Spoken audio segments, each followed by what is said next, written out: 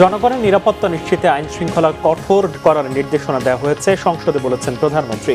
বিনিয়োগ আকর্ষণে পরিবেশ সৃষ্টি করা হচ্ছে। তারেক রহমান সরকারের প্রথম বাজেট পেশ কাল। দেশের ইতিহাসের সবচেয়ে বড় বাজেট দেবেন অর্থমন্ত্রী। আশাবাদের পাশাপাশি রাজস্ব আয় বাড়ানোর গুরুত্ব ব্যবসায়ী ও অর্থনীতিবিদদের। হামে আরও 8 জনের মৃত্যু, নতুন করে শনাক্ত 1039 জন। 6 শিশুর মৃত্যুর ঘটনায় 8 দিনের ব্যাখ্যা সন্তোষজনক নয়, জানিয়েছেন স্বাস্থ্যমন্ত্রী।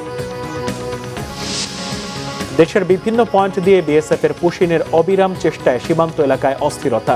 স্থানীয়দের সাথে নিয়ে রুখে দিচ্ছে বিজিবি, সীমান্তে টহল জোরদার।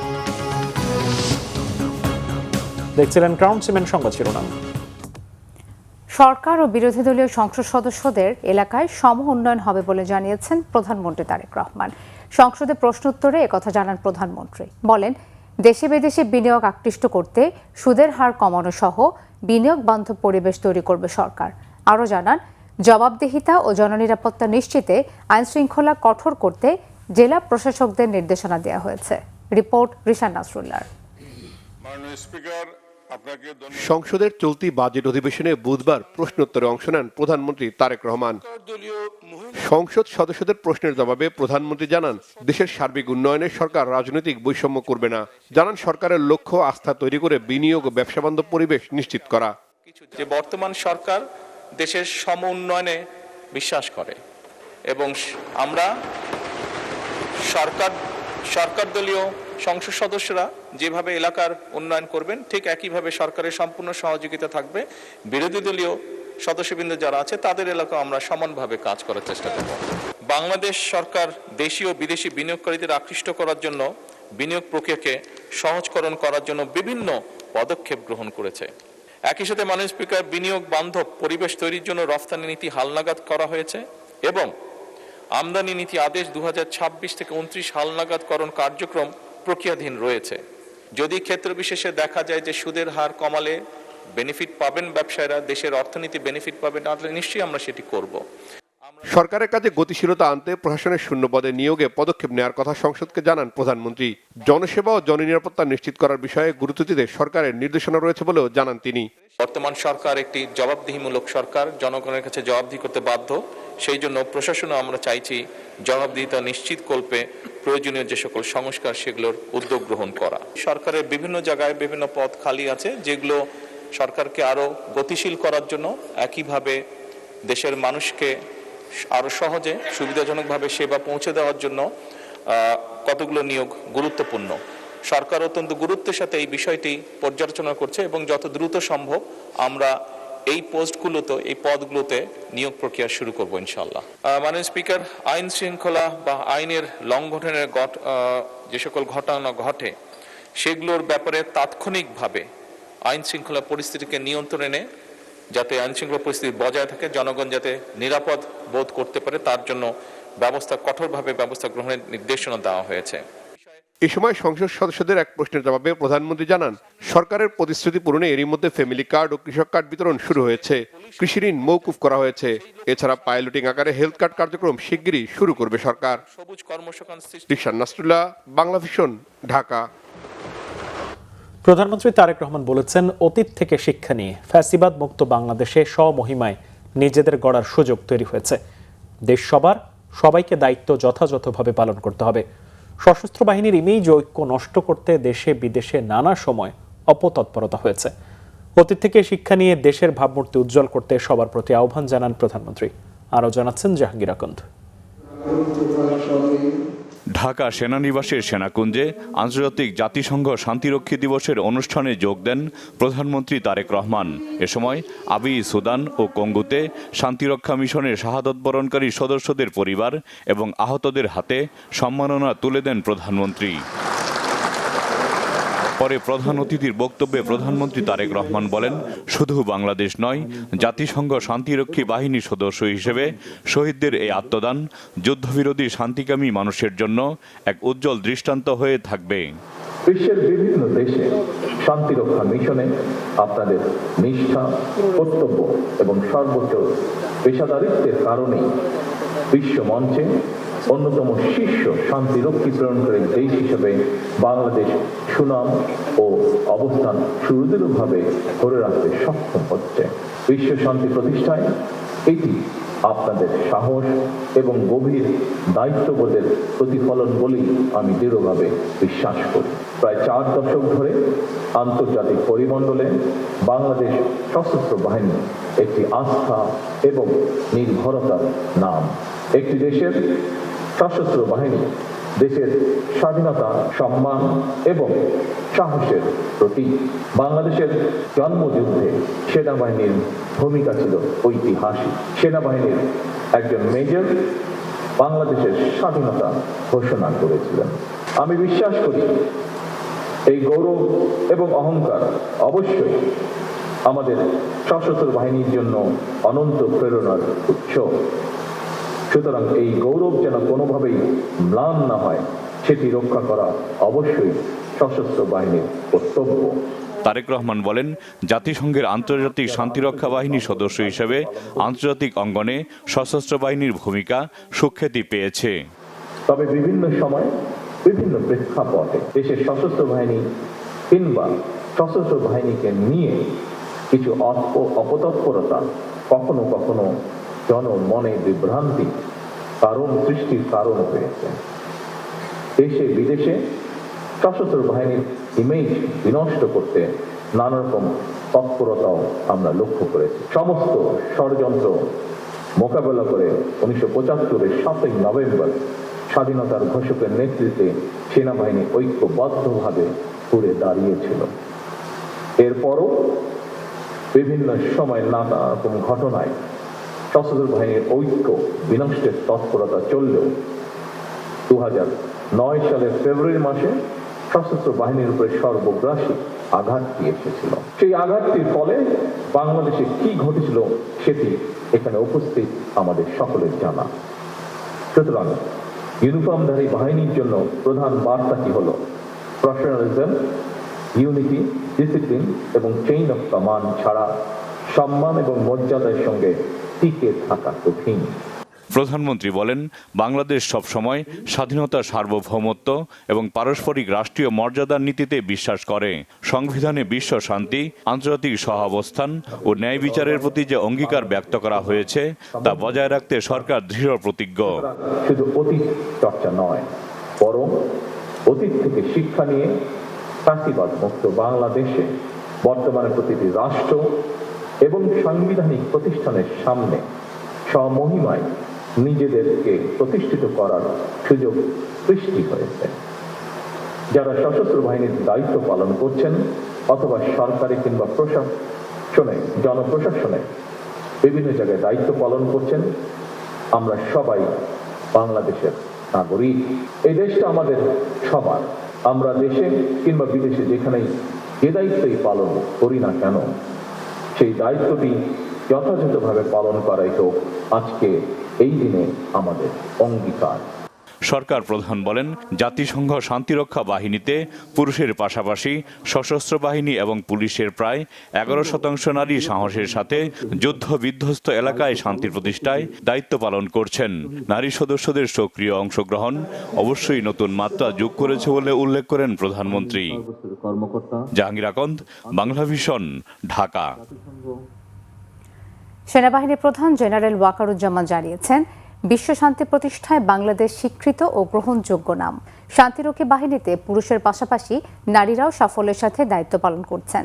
দক্ষতা, পেশাদারিত্ব ও সাহসিকতার মাধ্যমে বাংলাদেশের শান্তিরক্ষীরা বিশ্বের বুকে লাল সবুজ পতাকার ভাবমূর্তি আরও উজ্জ্বল করবেন, এমন প্রত্যাশা করেন সেনাপ্রধান।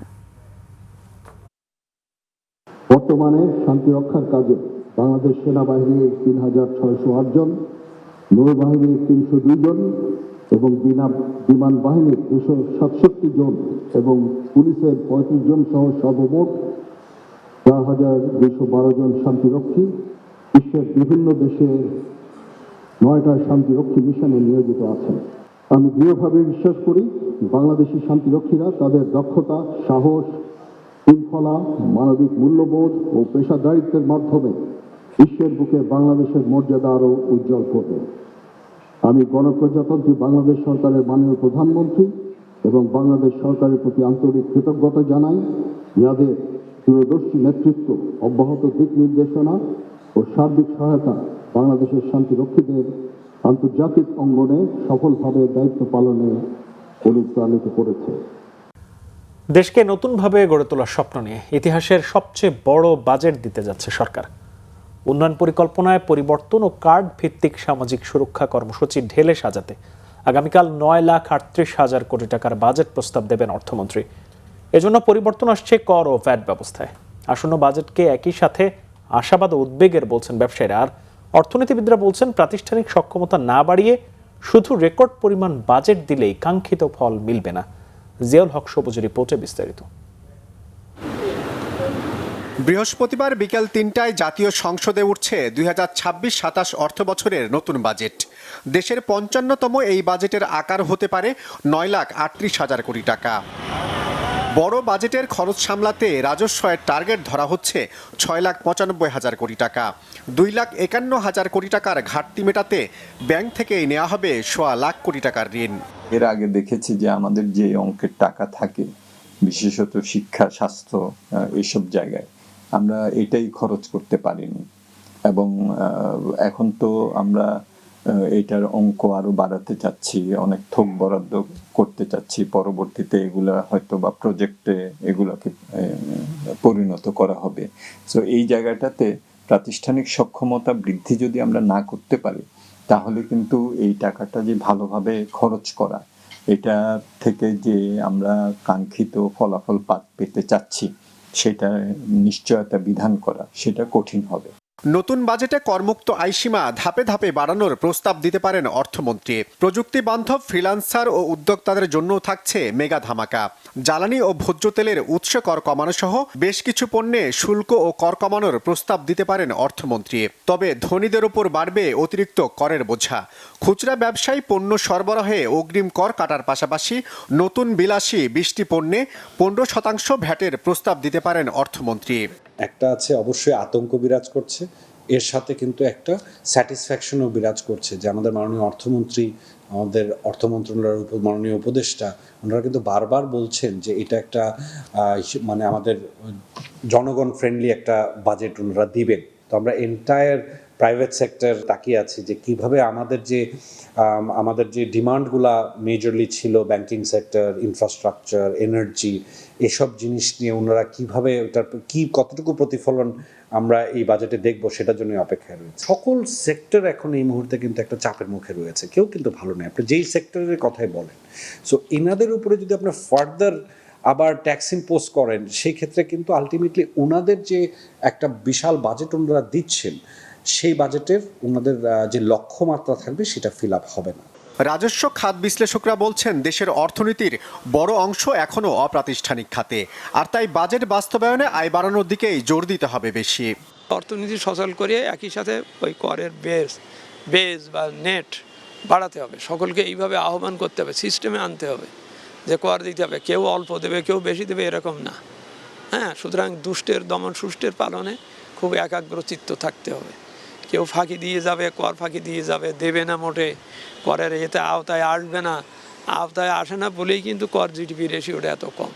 সরকারি অর্থ যেন সঠিক খাতে খরচ হয় তা নিশ্চিতে দেশের সুশাসন নিশ্চিতের তাগিদ দেন ব্যবসায়ী ও অর্থনীতিবিদরা। জিয়াউল হক সবুজ, বাংলাভিশন, ঢাকা। বৃক্ষরোপণের মাধ্যমে বাসযোগ্য পৃথিবী গড়ার আহ্বান জানিয়েছেন জিয়াউর রহমান ফাউন্ডেশনের vice president doctor Zubaida Rahman. Dhaka বিশ্ববিদ্যালয়ের কার্জন হলে জিয়াউর রহমান ফাউন্ডেশনের উদ্যোগে মাসব্যাপী বৃক্ষরোপণ কর্মসূচির উদ্বোধন করে তিনি এই আহ্বান জানান। রিপোর্ট করছেন সিকান্দার রেমান। মহান স্বাধীনতার ঘোষক শহীদ প্রেসিডেন্ট জিয়াউর রহমানের 45তম শাহাদত বার্ষিকী উদযাপন উপলক্ষে জিয়াউর রহমান ফাউন্ডেশনের উদ্যোগে মাসব্যাপী বৃক্ষরোপণ কর্মসূচির উদ্বোধন করেছেন ডাক্তার জুবাইদা রহমান। ঢাকা বিশ্ববিদ্যালয়ের কার্জন হল প্রাঙ্গণে নিম গাছের চারা রোপণের মাধ্যমে বৃক্ষরোপণ কর্মসূচির উদ্বোধন করেন তিনি। পরে উদ্ভিদ বিজ্ঞান বিভাগের সেন্ট্রাল গ্যালারিতে ভবিষ্যৎ বিজ্ঞানের খোঁজে বিজ্ঞান মেলার উদ্বোধন করেন ডক্টর জুবাইদা রহমান। তিনি বলেন, বৃক্ষরোপণের মাধ্যমে পরিবেশের সুরক্ষা, ছায়া সৃষ্টি এবং একটি সুন্দর ও বাসযোগ্য পৃথিবী গড়ে তোলার সুযোগ তৈরি হয়। পরিবেশ সুরক্ষায় এবং দেশের বিভিন্ন সমস্যার বৈজ্ঞানিক সমাধান বের করার ক্ষেত্রে শিক্ষক, শিক্ষিকা এবং শিক্ষার্থীরা নিঃসন্দেহে বিরাট অবদান রাখতে পারে। বর্তমান পৃথিবীকে আরও সুন্দর, বাসযোগ্য ও সবুজ করে রেখে যাব সবাই ভবিষ্যৎ প্রজন্মের জন্য। বৃক্ষরোপণকে শুধু একটি প্রচলিত কর্মসূচি হিসেবে না দেখে জনগণের অংশগ্রহণের মাধ্যমে অর্থনৈতিক, সামাজিক ও প্রজন্মগত উন্নয়নের সবুজ বিপ্লবে রূপান্তরের আহ্বান জানান ডক্টর জুবাইদা রহমান। মেধার সুষ্ঠু প্রয়োগের মাধ্যমে প্রতিযোগিতার মনোভাব নিয়ে এগিয়ে যেতে হবে। সুস্থ প্রতিযোগিতা সমাজে উজ্জ্বল সম্ভাবনার দুয়ার খুলবে। প্রাণের আকাঙ্ক্ষা বাস্তবায়িত হবে নতুন ইনোভেশনের মাধ্যমে। ইনশাআল্লাহ বিজ্ঞানের বিভিন্ন ইনোভেশনের ফলে দেশের বহু সমস্যার সমাধান হবে। শুধু চাই আমাদের আকাঙ্ক্ষা, উদ্যোগ, অধ্যবসায়। শিক্ষার্থীদের পরিবেশ সচেতন করতে স্কুলের পাঠ্যক্রমে সবুজ স্বেচ্ছাসেবার বিষয়ে সংযুক্ত করার ওপর গুরুত্ব আরোপ করে জুবাইদা রহমান বলেন, ভবিষ্যৎ বিজ্ঞানীর খোঁজে প্রতিযোগিতায় অংশগ্রহণের জন্য বিশ্ববিদ্যালয়ের শিক্ষার্থী ও শিক্ষকদের আমন্ত্রণ জানানো হবে। সিকান্দার রেমান, বাংলাভিশন, ঢাকা। চীনের পররাষ্ট্রমন্ত্রী ওয়াং ই বলেছেন, চীন সবসময় সংলাপের মাধ্যমে সব ধরনের দ্বন্দ্ব সংঘাত নিরসনের পক্ষে। সমতাভিত্তিক উন্নয়ন, শান্তি, ঐক্যের জন্য চীন সংলাপকে সমর্থন করে বলে জানান তিনি। আর চীনের রাষ্ট্রদূত ইয়াও ওয়েন বলেছেন, সমতাভিত্তিক উন্নয়ন অর্জনে চীন বাংলাদেশের সাথে একত্রে কাজ করতে প্রস্তুত। রিপোর্ট করছেন ইমুল কায়েস। জাতিসংঘ ঘোষিত আন্তর্জাতিক সংলাপ দিবস উপলক্ষে রাজধানীর গণগ্রন্থাগার অডিটোরিয়ামে অনুষ্ঠানের আয়োজন করে যৌথভাবে চীনা দূতাবাস ও বাংলাদেশ চীন অ্যালামনাই অ্যাসোসিয়েশন। এতে ভিডিও বার্তায় অংশ নেন চীনের পররাষ্ট্রমন্ত্রী ওয়াং ই।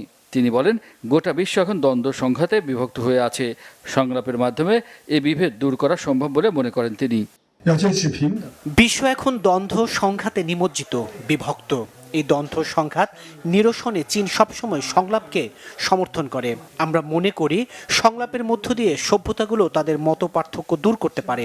কোনো সভ্যতাই অপর সভ্যতা থেকে শ্রেষ্ঠ নয়। চীনের রাষ্ট্রদূত ইয়াওয়েন বলেন, বাংলাদেশের সাথে জনগণ পর্যায়ে চীন সহযোগিতা বাড়াতে চায়। এজন্য শিক্ষা, সংস্কৃতি, গণমাধ্যম সহ বিভিন্ন ক্ষেত্রে যোগাযোগ ও বিনিময় বাড়ানোর উপর জোর দেন তিনি। সংলাপের জন্য মেকানিজম তৈরি, শিক্ষা, সংস্কৃতি, গণমাধ্যম ও যুব সম্প্রদায়ের মধ্যে যোগাযোগ বিনিময় করতে, শক্তিশালী করতে এবং সমতা ভিত্তিক উন্নয়নে আমরা বাংলাদেশের সঙ্গে একসাথে কাজ করতে প্রস্তুত আছি।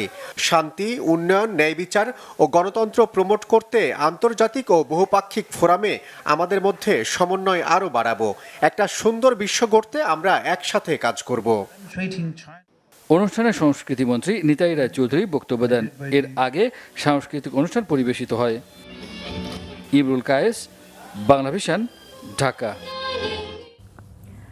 ডেপুটি স্পিকার ব্যারিস্টার কায়সার কামালের নেতৃত্বে 4 সদস্যের একটি সংসদীয় প্রতিনিধি দল আজ দুপুরে চীনের ইউনান প্রদেশের কুনমিংয়ের উদ্দেশ্যে ঢাকা ত্যাগ করেছে। চাইনিজ ইস্টার্ন এয়ারলাইন্সের একটি ফ্লাইটে প্রতিনিধি দলটি রওনা হয়। দলে রয়েছেন এনসিপির সদস্য সচিব আখতার হোসেন, বিএনপির সংসদ সদস্য ইঞ্জিনিয়ার খালেদ হোসেন মাহবুব শ্যামল এবং সংরক্ষিত আসনের সংসদ সদস্য জেসমিন সুলতানা। হযরত শাহজালাল আন্তর্জাতিক বিমানবন্দরে তাদের বিদায় জানান ঢাকায় নিযুক্ত চীনের রাষ্ট্রদূত ইয়াও ওয়েন ও দূতাবাসের ঊর্ধ্বতন কর্মকর্তারা। সফরে ডেপুটি স্পিকার 7ম চায়না সাউথ এশিয়ান কোঅপারেশন ফোরামের উদ্বোধনী অনুষ্ঠানে প্রধান অতিথি হিসেবে বক্তব্য রাখবেন। এছাড়াও প্রতিনিধি দল 10ম চায়না সাউথ এশিয়া এক্সপোজিশনে অংশ নেবে এবং ইউনান প্রদেশের গভর্নর ও চীনা কমিউনিস্ট পার্টির নেতাদের সঙ্গে দ্বিপাক্ষিক বৈঠক করবে। আগামী 13 জুন প্রতিনিধি দলের দেশে ফেরার কথা রয়েছে। দ্বিপাক্ষিক অর্থাৎ বাংলাদেশ এবং চায়নার কূটনৈতিক সম্পর্ক, বিজনেস, সিভিল সোসাইটির এক্সচেঞ্জ এবং কিভাবে আমরা সাউথ এশিয়াকে আরও বেশি কানেক্টিভিটি করতে পারি, আরও বেশি আমাদের রিলেশনশিপটা স্ট্রেংথেন করতে পারি, সেই বিষয়ে আমাদের আলোচনা হবে।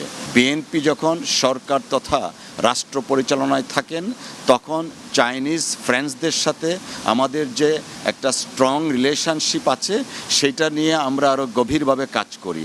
China is our great friend and development partner. সরকারি দল, বিরোধী দল একত্রিত হয়ে আজকে চায়না ভিজিটে যাচ্ছি।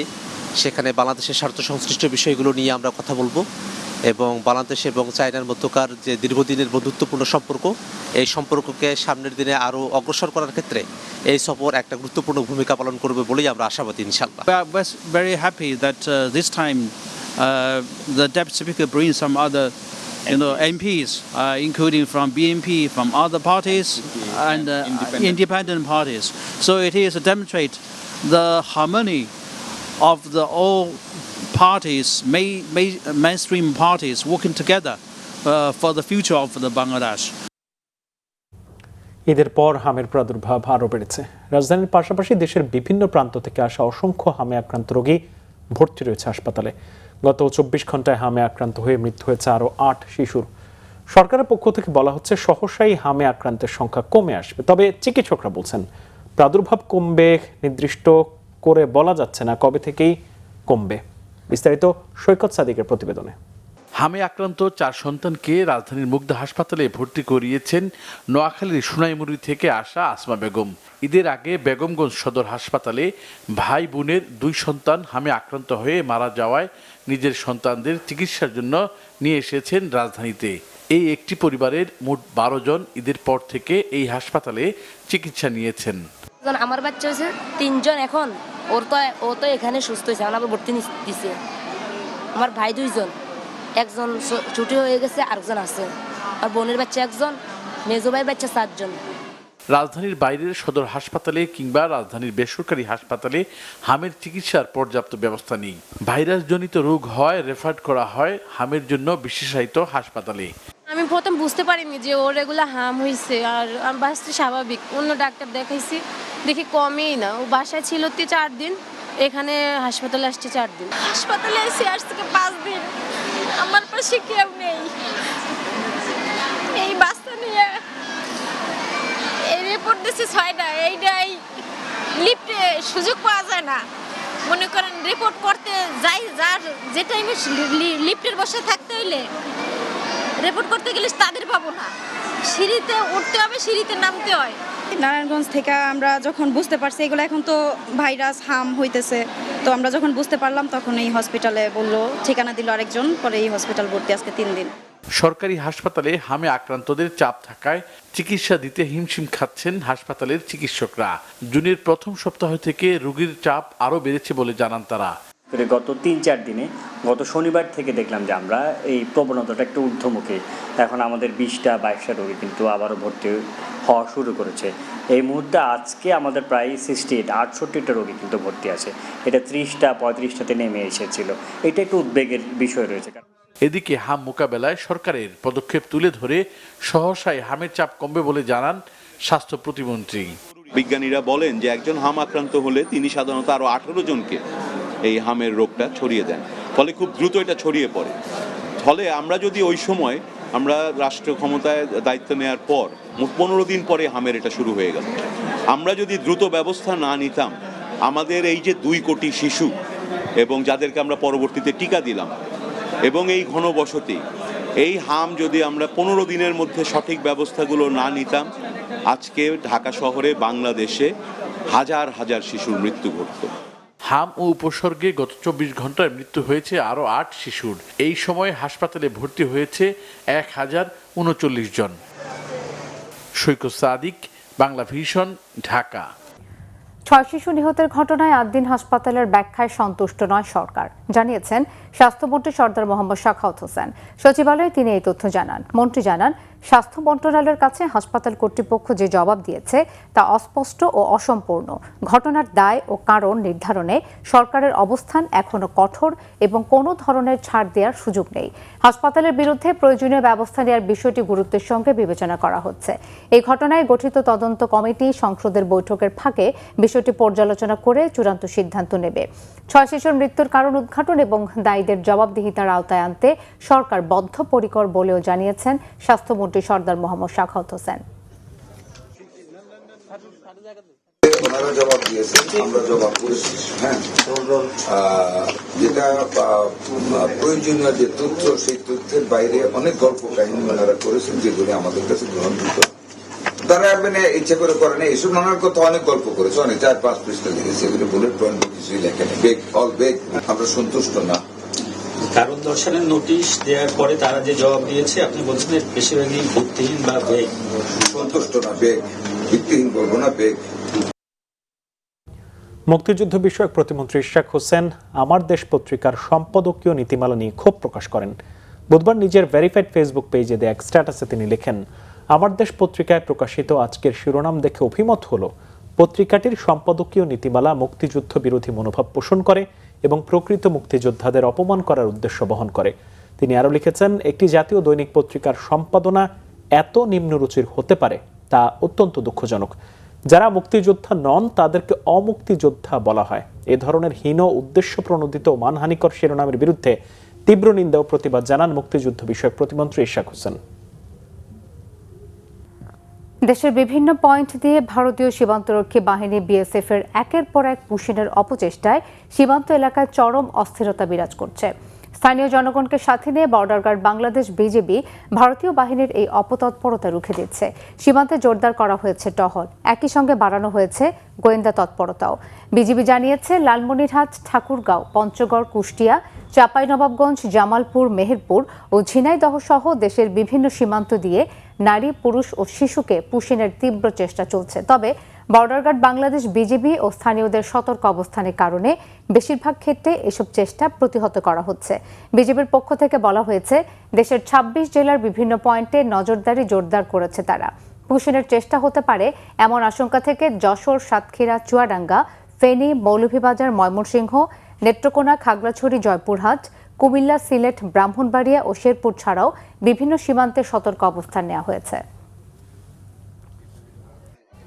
বাংলাদেশে পুশিন ও সীমান্ত হত্যার প্রতিবাদে শুক্রবার দেশের সীমান্তবর্তী সব জেলায় এবং সীমান্তবর্তী পয়েন্টে প্রতিবাদ সমাবেশ করবে 11 দলীয় ঐক্য। 15 জুন রাজধানীর শাহবাগে বিক্ষোভ করবে তারা। সংবাদ সম্মেলনে এই কর্মসূচির ঘোষণা দেওয়া হয়। যে কোনো মূল্যে আমরা এই পুশিনের চেষ্টা প্রতিহত করব ইনশাআল্লাহ। এই ব্যাপারে সরকারের ভূমিকা আরো কার্যকর হোক, আন্তরিকভাবে ভূমিকা রাখো। জনগণের দায়িত্ব যেহেতু সরকারের, রাষ্ট্রের পক্ষে সরকার এই কাজগুলো করে, সেই কাজটা যাতে সরকার কোনো ধরনের উদাসীনতা অবহেলার পরিচয় না নেয়। বাংলাদেশের সামাজিক সভ্যতা এখনও মৃত্যুদণ্ড উঠিয়ে নেওয়ার মতো অবস্থায় পৌঁছায়নি বলে মন্তব্য করেছেন আইনমন্ত্রী মোহাম্মদ আসাদুজ্জামান। বিকেলে ঢাকা বিশ্ববিদ্যালয়ের এক সেমিনারে একথা বলেন তিনি। আইনমন্ত্রী আরও বলেন, মৃত্যুদণ্ডের রায়কে মানবতাবিরোধী মনে করা হয়। বিশ্বের 113টি দেশে এই শাস্তি বিলুপ্ত করা হয়েছে। তবে রামিসা ও আসিয়ার মতো শিশুদের ধর্ষণ ও হত্যার কথা উল্লেখ করে তিনি বলেন, বাংলাদেশের ইতিহাসে 5 কার্যদিবসে রামিসা হত্যার বিচার হয়েছে। এটি উপমহাদেশের দ্বিতীয় দ্রুত মৃত্যুদণ্ডের রায়। একই সাথে দ্রুততম সময় রায় কার্যকর করা হবে বলে আশাবাদ ব্যক্ত করেন তিনি। এ সময় সেমিনারে বিশেষ অতিথি হিসেবে উপস্থিত ছিলেন বিশ্ববিদ্যালয়ের উপাচার্য অধ্যাপক ডক্টর ABM ওবায়দুল ইসলাম। ব্যক্তিগতভাবে আমি ডেথ পেনাল্টির বিরুদ্ধে, এটা আমার মানবাধিকারের প্রতি একটা কমিটমেন্ট। এই ক্যাম্পেইনের আমি একজন অংশীদার, কিন্তু তারপরেও কিছু কথা থেকে যায়। Every general rule has its own exception. দেশের ব্যবসা উৎপাদন খাত ঘুরে দাঁড়াতে প্রস্তুত, তবে সেই সম্ভাবনাকে বাস্তবে রূপ দিতে প্রয়োজন সরকারের নীতিগত সহায়তা, বলেছেন বিজিএমইএ সভাপতি Mahmud Hasan Khan.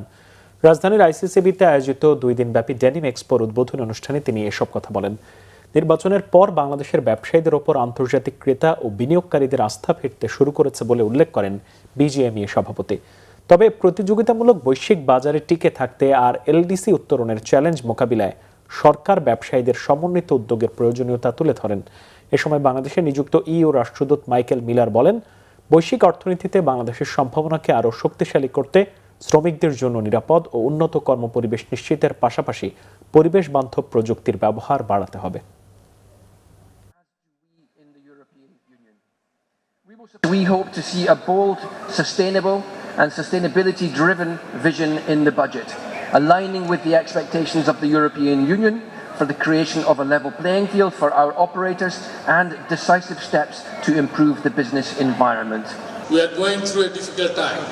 You know, after COVID, Ukraine-Russia war, and the Middle East crisis, and our internally the challenge was that we have to have a good election, and we need a government that has to be accountable to the people. So far, our experience, the election that take place in February is widely accepted nationally and internationally. So we would like to work together with the government, the policymakers, at the same time with the buyers and our partners. ডেঙ্গুর প্রাদুর্ভাব মোকাবেলায় যার যার অবস্থান থেকে সবাইকে কাজ করার আহ্বান জানিয়েছেন স্বাস্থ্যমন্ত্রী সরদার মোহাম্মদ সাখাওয়াত হোসেন। আর স্বাস্থ্য প্রতিমন্ত্রী ডক্টর এম এ মুহিত স্বাস্থ্য ব্যবস্থার বেহাল দশার জন্য আওয়ামী লীগ সরকারের স্বাস্থ্য খাতে দুর্নীতি ও লুটপাটকেই দায়ী করেছেন। সকালে জাতীয় প্রেস ক্লাবে স্বাস্থ্য ব্যবস্থার আধুনিকায়নে শহীদ জিয়ার অবদান শীর্ষক সেমিনারে অংশ নিয়ে স্বাস্থ্যমন্ত্রী বলেন, দেশের স্বাস্থ্য খাতে উন্নয়নে সরকার কাজ করে যাচ্ছে। ডেঙ্গুর বিষয়ে সবসময় নজর রাখতে হবে। আলোচনা সভায় স্বাস্থ্য প্রতিমন্ত্রী ডক্টর এম এ মুহিত বাংলাদেশের স্বাস্থ্য খাতের উন্নয়নে বিএনপির প্রতিষ্ঠাতা শহীদ প্রেসিডেন্ট জিয়াউর রহমানের অবদান তুলে ধরেন। বলেন, বিগত সরকারের দুর্নীতি ও অন্তর্বর্তী সরকারের ভুল নীতির কারণে স্বাস্থ্য খাত ভেঙে পড়েছে।